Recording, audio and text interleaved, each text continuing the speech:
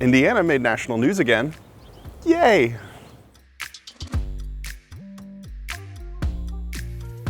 Hello and welcome to Flyover Culture, your guided tour to pop culture in the Midwest. I'm Peyton Whaley, coming to you from my local library. I'm here at this den of iniquity for a very special episode on the greatest mortal danger facing young people today. Say it with me now, books. It's books.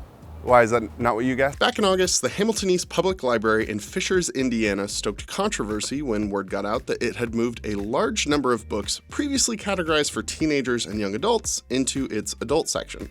Among those, The Fault in Our Stars, the 2012 John Green novel about two teenagers falling in love in the midst of their fights with cancer. Safe to say, Green was not pleased. In an open letter to the library board, he wrote, "It's political theater of the lowest and most embarrassing order. And it's an awful way to have Fishers and Noblesville make national news." One of his spicier comments even made it onto a shirt from Raygun. Why they thought it would be a good idea to pick a fight with the guy half of Tumblr would have enlisted in the Marines for in 2014? Not quite sure. But after enough attention, the library board put its reshelving effort on pause and returned The Fault in Our Stars to the teen section, with former library board president Laura Allerding citing an error in implementing policy. Said policy that started this whole mess goes back to last year, when the HEPL started moving materials out of its teen zone. In order for a book to stay in that section, staff members were required to read it cover to cover and pay special attention to things like alcohol use, profanity, violence, and sexual content. These reevaluations and reshelvings took the staff months and hundreds of thousands of dollars. As of this July, nearly 1,400 books had been reshelved, with only 470 remaining in the teen section. Following the Green controversy, that policy was halted in late August, and Allerding was not reappointed to her position. And as John Green pointed out after his book was recategorized, it's unclear what will happen to the other materials moved out of that teen section. Reps for Green and the HEPL did not respond to an interview request. While working on this story, I thought, hey, what better time than to finally start reading The Fault in Our Stars? And you know what? This book is very tame. Honestly, the most egregious thing about this book is just how much Hazel is not like the other girls. Ooh, she's different. Okay. So if a book like this makes it so high on the priority list, then what's the end goal here? Like Green said, just because one book was returned to its intended audience doesn't mean the problem is solved for the hundreds of other reshelved books. Besides, this isn't about one book in one library in one city.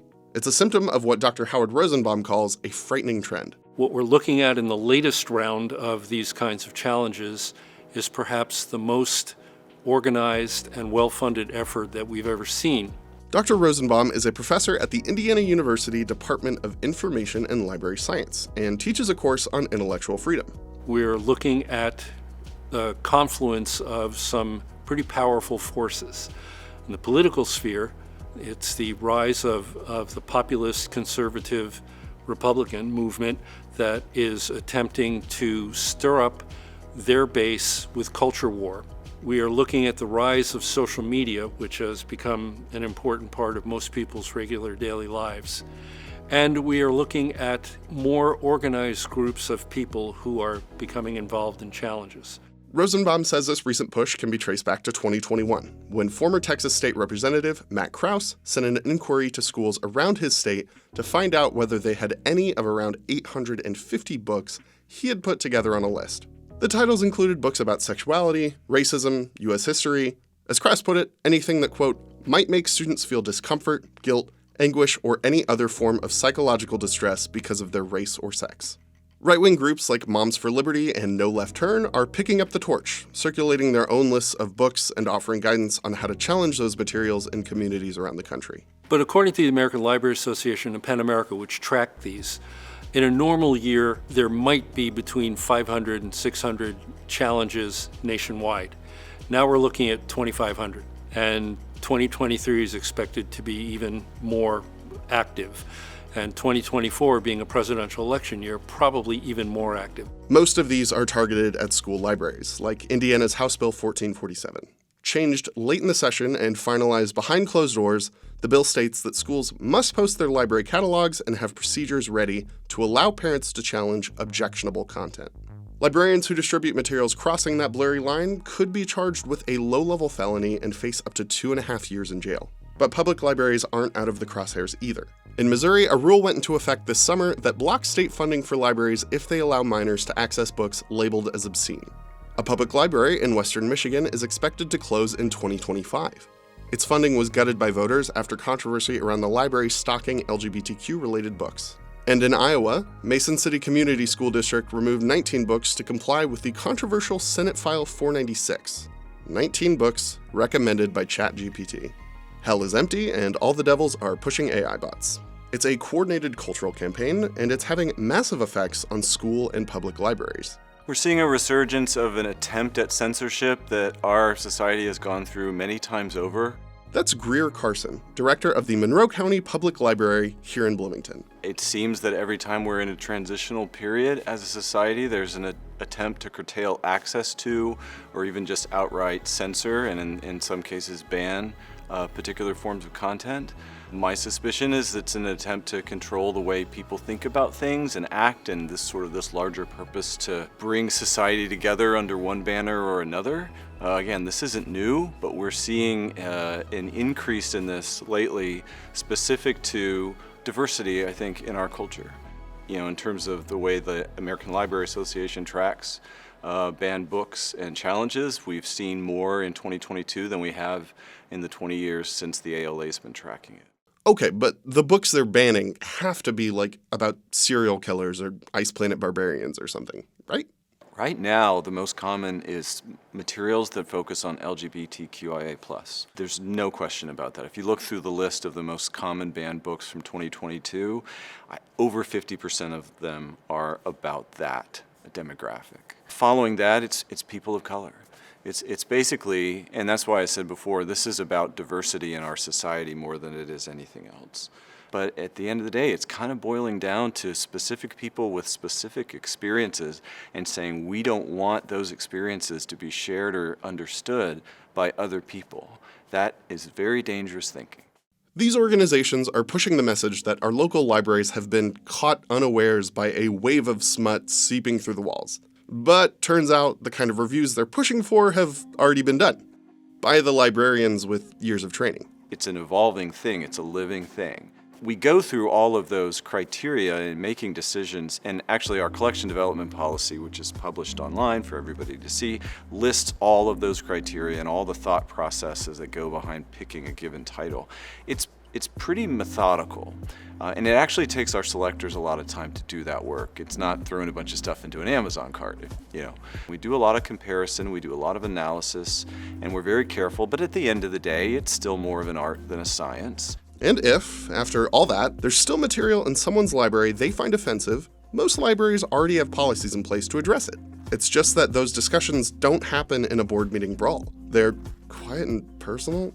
Boring. It's not hard to challenge a book, and in fact, we welcome those exchanges. Again, we have a reconsideration request policy in place with a set of procedures that we follow every single time we get a request. Okay, say you come into the library and say, all right, you've got genderqueer in your young adult collection, and I think that's inappropriate, and I think you ought to do something about it. Then our staff are going to say, well, talk to me about it. What are you concerned about? Let me hear your concerns. And if it's, I've never read it, but it's all over the media, and so I'm going to say my piece, okay, well then that's our opportunity to say, hey, maybe you ought to read it first, because you can't speak to something that you haven't actually read or watched or listened to.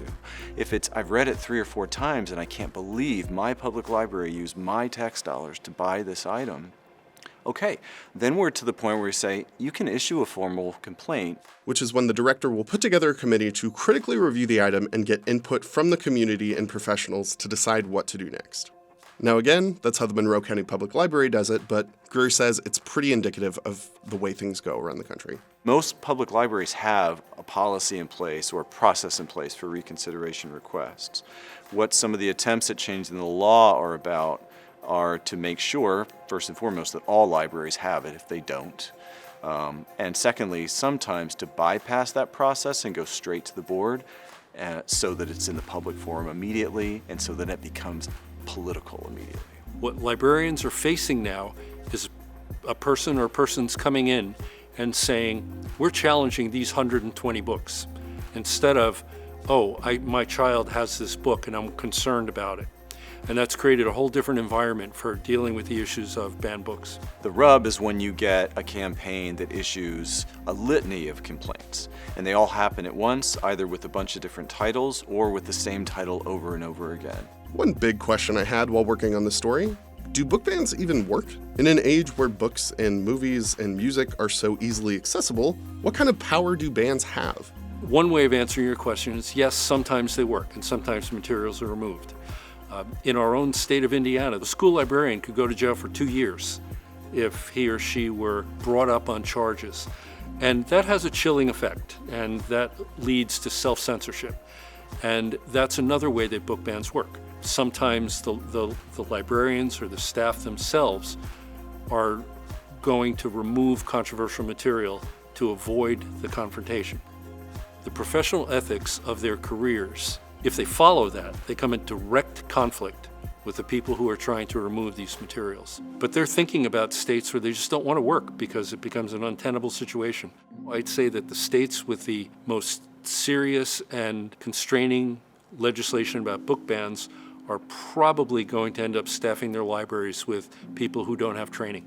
So yes, bans can work in the sense that a group wants a book removed and it gets removed. But even more so, there are long-term psychological effects that these bans have on the children they're meant to protect. If you start banning books or even recataloging books and taking them from one collection to another, you're sending a signal to kids that we are ultimately the arbiters of what we think you ought to be reading and thinking about. We don't trust you to think for yourself because you're young and your brain's still developing, and so we're going to keep this away from you.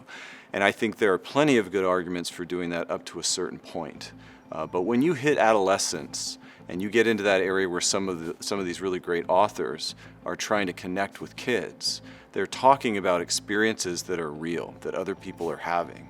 And when you say you shouldn't share that with other kids because they don't understand it yet, I don't think you're giving them credit, and you are telling them, we don't trust you. You're not smart enough, you're not independent enough to figure this out.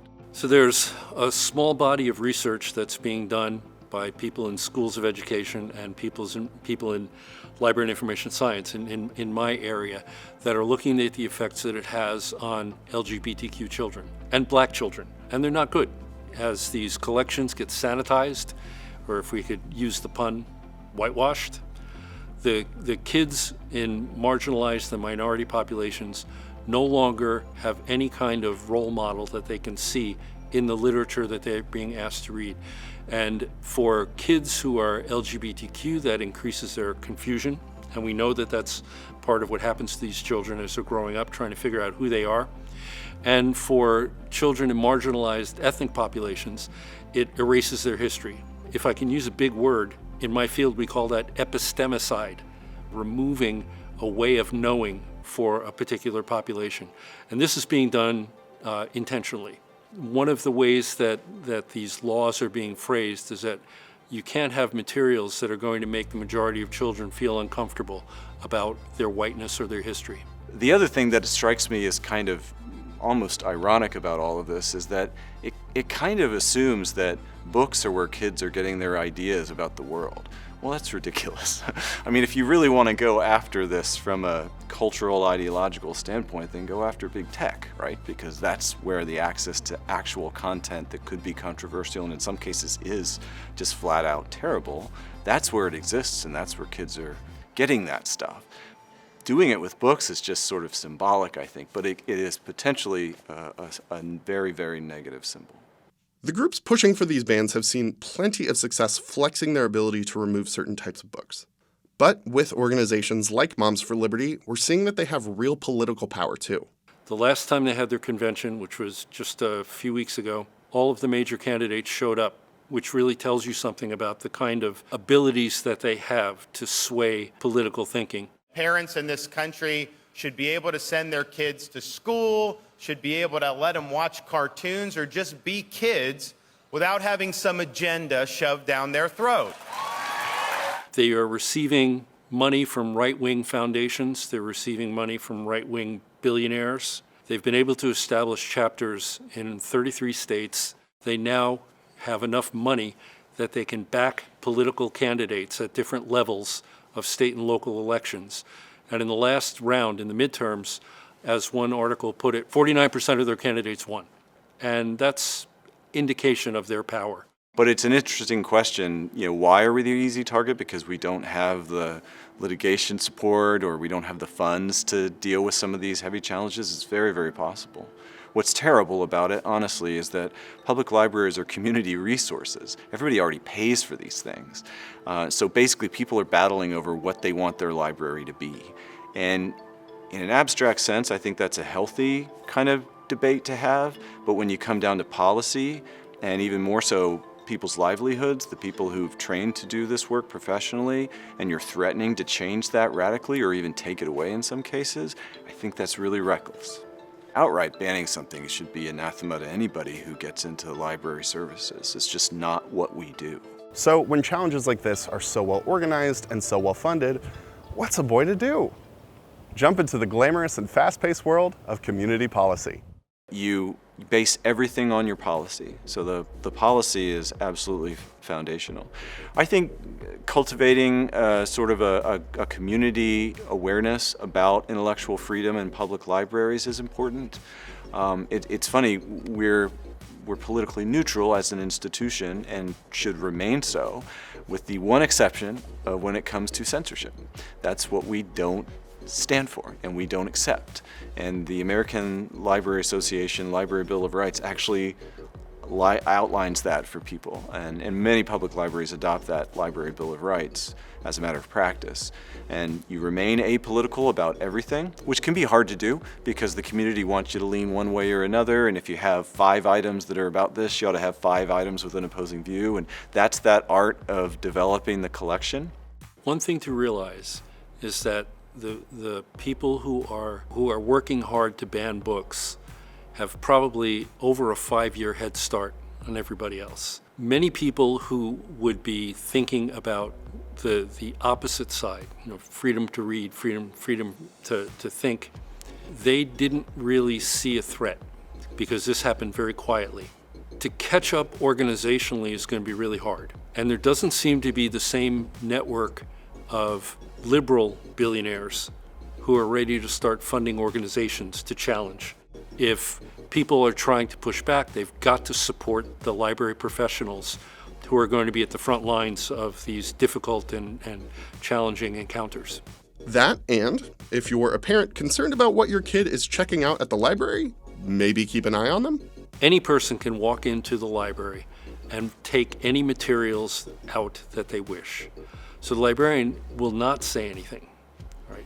What librarians will say is, hey, parents, watch your children. If you don't want them to take something out, tell them not to take something out.